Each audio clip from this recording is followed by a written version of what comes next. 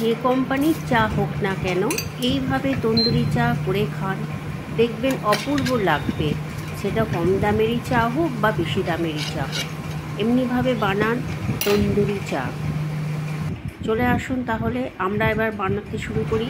প্রথমে সসপ্যানের মধ্যে আমি এলাচ দিয়ে দিলাম, তারপর আমি চা পাতা দিয়ে দিলাম, তারপরে আমি চিনি দিয়ে দিলাম। এরপর এটাকে ভালো করে নাড়াচাড়া করে যখন ধোয়া ধোয়া হয়ে যাবে, দেখছেন একটু ভালো করে নাড়াচাড়া করলাম। আর আমি এটা ইন্ডাকশানে করছি। এরপর আমি এটাকে দুধ ঢেলে দেবো। দুধ আর জল আমি মিশিয়ে রেখেছিলাম, তাই এর মধ্যে আমি দুধ আর জল ঢেলে দিলাম। এরপর আমি এটাকে কাপ বা হাতা দিয়ে এটাকে একটু ফেটে নিতে হবে। এইভাবে এটাকে ফেটে নিতে হবে। এটাকে এরকম করে ফেটে নিলে কি হয়, স্বাদটা আরও বাড়ে। এরপর এটাকে ফোটাতে হবে ভালো করে, যাতে চাটা আর চিনিটা ভালো করে ফুটে যায়। এবার চলে এসেছি কালার।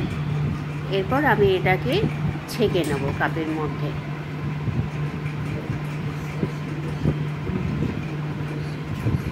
অপূর্ব লাগে এই চা খেতে।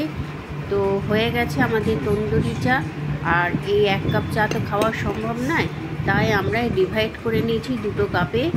আর আমরা দুজন মিলে এই চাটা খাচ্ছি। অপূর্ব টেস্টি লাগে। প্লিজ সকলে মিলে এই চাটি বানিয়ে খাবেন। নমস্কার।